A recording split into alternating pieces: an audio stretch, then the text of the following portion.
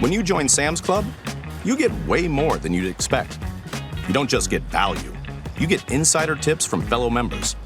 You don't just pick up a pizza. You actually vote on its toppings. Bacon crumbles. You don't just visit the club, because with the Sam's Club app, everywhere can be the club. You don't just shop the latest finds. You find your people. And at the end of the day, isn't that what it's all about? Come join us. Sam's Club. So get this. 1 in 4 of your future customers is LGBTQ+. They're the tastemakers who decide what everyone else buys next. And right now, brands are quietly ghosting them, pulling sponsorships, going vague, hoping nobody notices. People noticed, and if you think backing away from this community is the safe play, the data says you've got the risk math exactly backwards.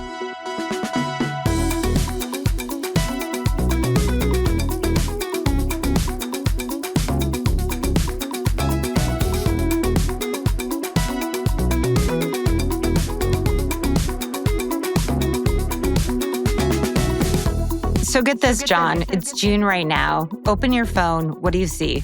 Rainbow logos everywhere. Right? And on July 1st, what happens? They'll vanish like a kid wiping crumbs off the face before their mom walks into the kitchen, right? Clean, fast, hoping nobody saw. But it's been like that for years, right?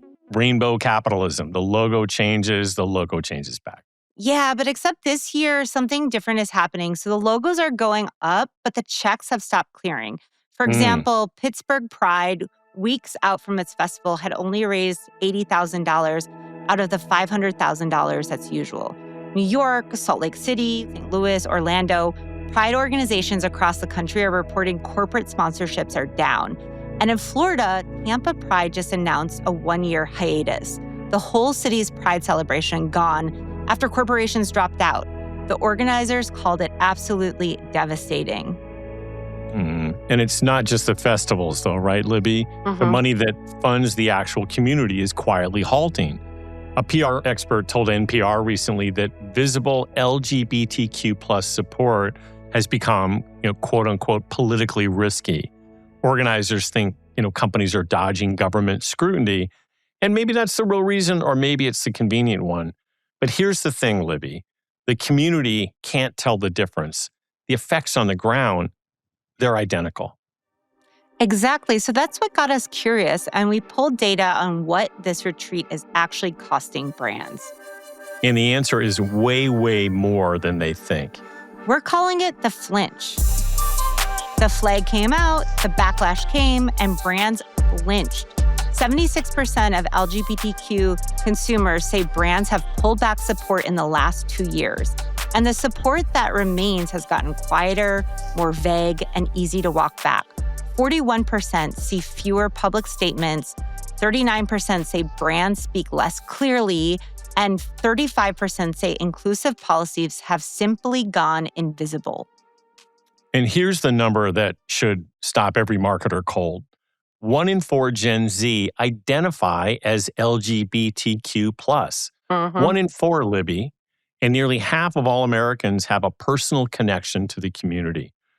Among Gen Z, though, it's the majority. So it's not really a niche audience that you activate in June.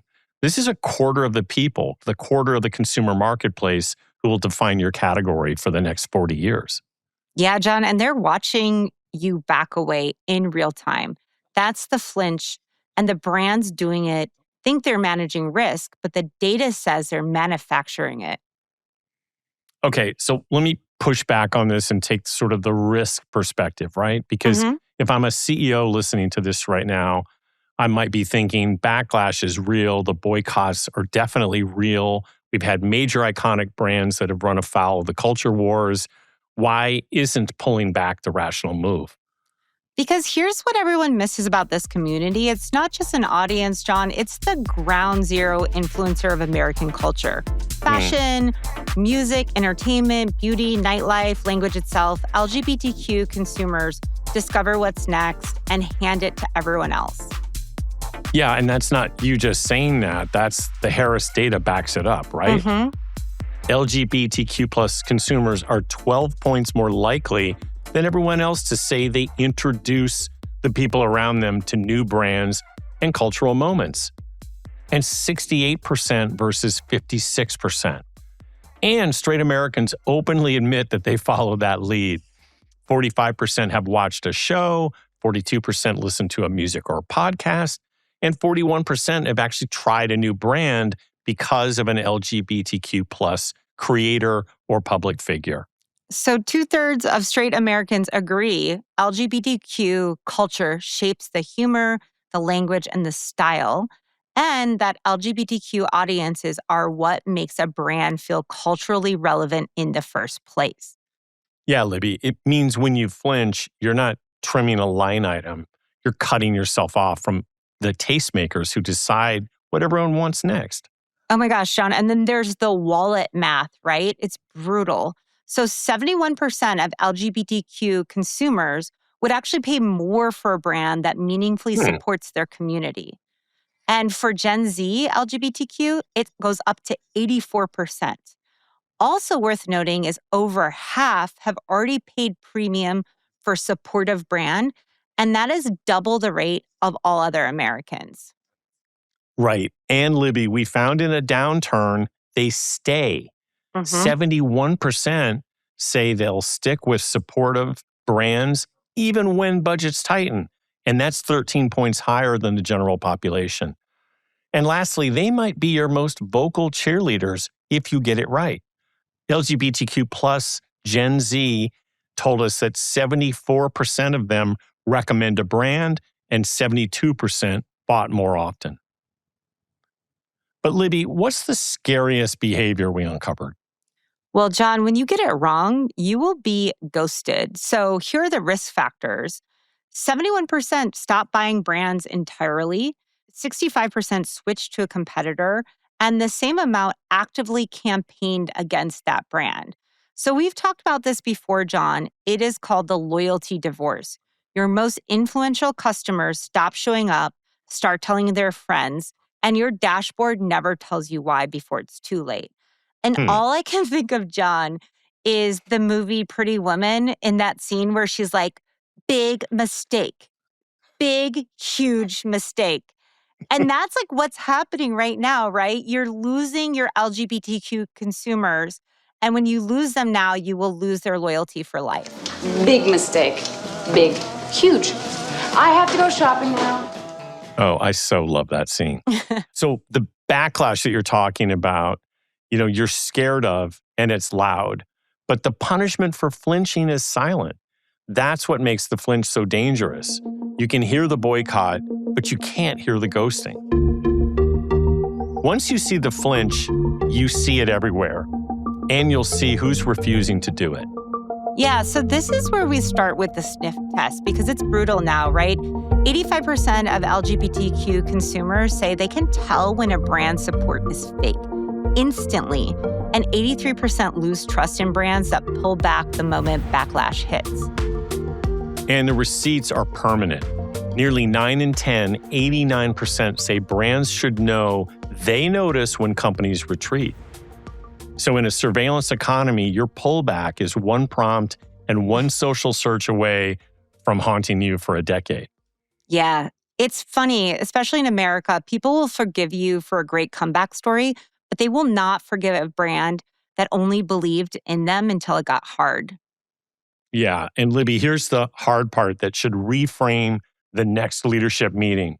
Because this isn't only an LGBTQ plus audience issue.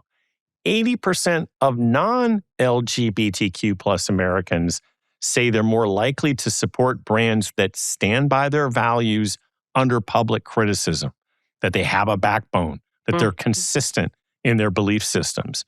And 77% feel more positive toward brands that support communities their loved ones belong to. So standing firm isn't a risk to your broader base. It is a signal to your broader base. The flinch loses you on both sides. Meanwhile, communities are out creating the institutions. Idaho banned pride flags at official buildings, so Boise wrapped its flagpoles in rainbow. And in Texas, they banned pride crosswalks, so San Antonio painted the sidewalks instead. Yeah, when institutions go cold, communities get creative. And some brands aren't flinching at all. They're leaning in. One of the best examples of this is Levi's. They built a 2026 Pride collection around queer motorcycle clubs. It's so cool. The all-leather and denim hobbyist groups that, in their words, became the symbol of strength, safety, and solidarity. Biker culture as a pride campaign. That's not the safe focus grouped move. No, and here's why it doesn't read as a stunt, John. Levi's was offering health benefits to gay domestic partners in 1992, before marriage equality was law. They give 6 figures a year to LGBTQ advocacy, and when they show up in 2026, no one's running that sniff test. So you need to have a value system, and your business needs to back up what you say. What a company says is not as important as what a company does. And those receipts go back 30 years. And that's the difference between a brand and a rainbow logo. One has history, the other has a calendar reminder, pride as core brand identity, not seasonal add-on that gets shelved on July 1st.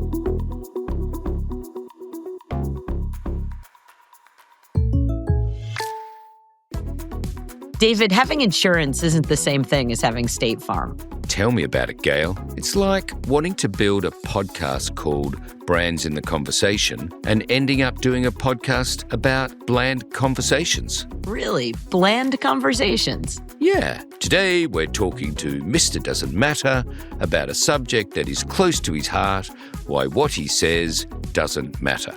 You wouldn't settle for just any podcast, so don't settle for any insurance. Get the real deal.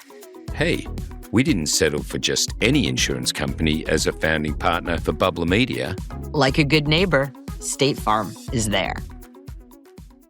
Did you know Sam's Club isn't a store? It's actually a club. With cool finds and like a whole community. It's a club. Of course, Jason. It's in the name. Sam's Club. Oh, yeah. Come join us. Sam's Club. Now, here's why the flinch is a right now story. The environment brands are going quiet in is the harshest it's been in years. The ACLU is tracking 530 anti-LGBTQ bills moving to the state legislatures in America. Tennessee marked the start of Pride Month with a Nuclear Family Month resolution. And the FCC is exploring warning labels for trans content on TV. And that context changes what a brand's silence means. In a calm year, going quiet reads as neutral. This year, going quiet reads as a verdict. The community is watching who shows up when it's actually costing something, because that's the only data point that means anything to them. And the bar for showing up is moved permanently. GLAAD is now extending its guidance to tech and AI companies, and in 2026, aligning with those SMSI-backed safety standards that have become part of the brief for any brand serious about doing this right. It's not enough to post a flag. You're now expected to make sure that flag doesn't get your community harassed. Right? The performative era is over. There's a real standard now, and everyone can see who clears it. Which connects to something we keep finding across our Harris research. Remember catch feelings? We said in the near future there will be brands and there will be transactional bots. The bots will be cheaper and faster at the transacting part. So the only thing that separates a brand from a vending machine is knowing what it stands for and who it stands up for. That's it. That's the moat. And brands that are flinching away from one community that's offering them loyalty, premium pricing, and cultural relevance, they're doing it in exchange for the bare minimum of consistency. It's the cheapest loyalty deal on the table, and brands are walking away from it.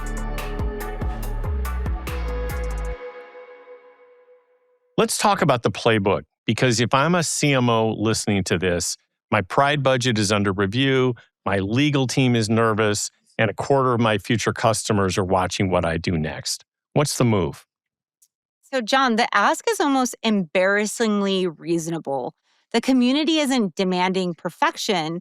They're just asking for a healthy relationship, right? They want year-round support, not just in June.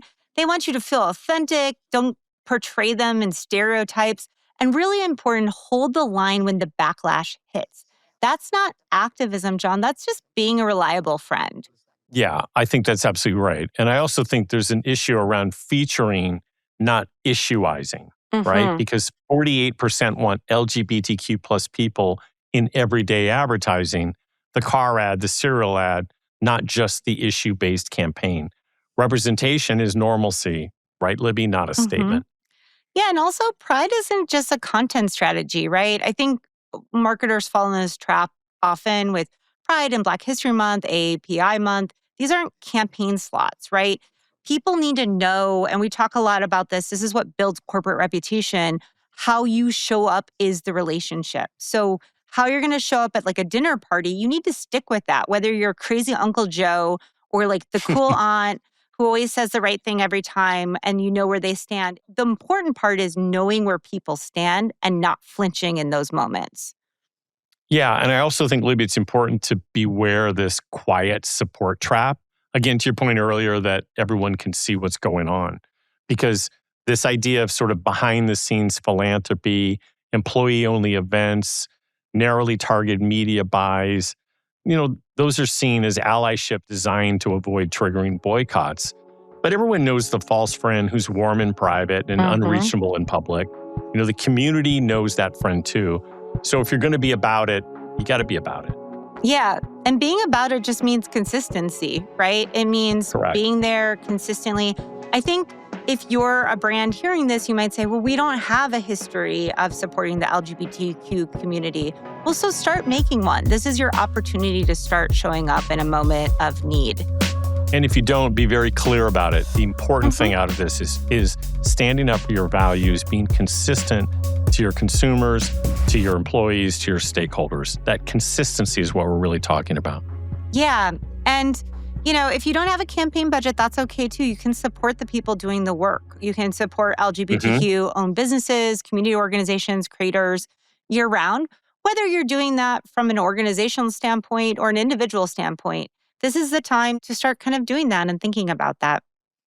And Libby, lastly, talk about the Keke Palmer principle. Oh, this is just the idea. She gave this great speech at Patel that industries were built on assuming people just want to watch, buy, and consume.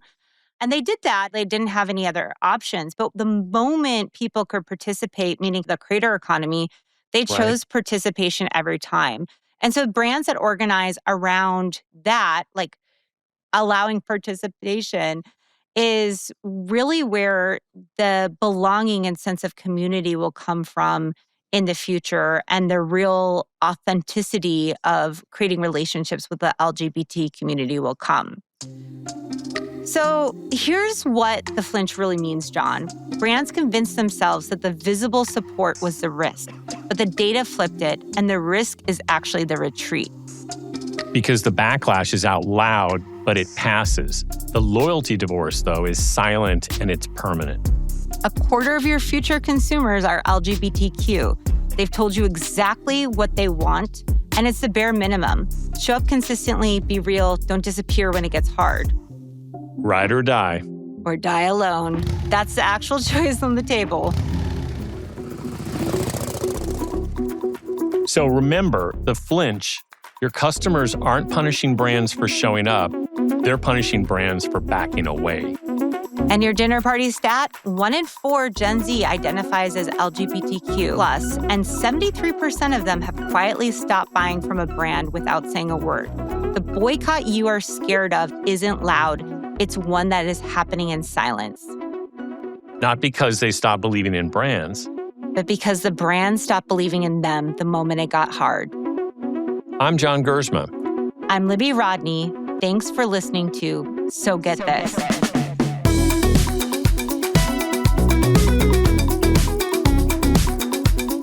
So Get This is a Bubbler Media iHeart podcast production. If you're not in the conversation, you're not in the game.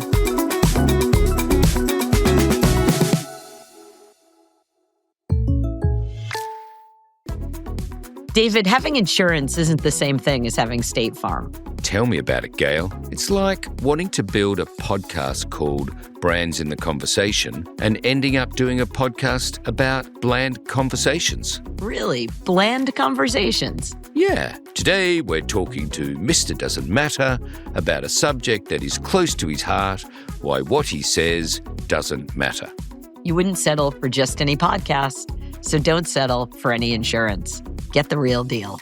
Hey, we didn't settle for just any insurance company as a founding partner for Bubbler Media.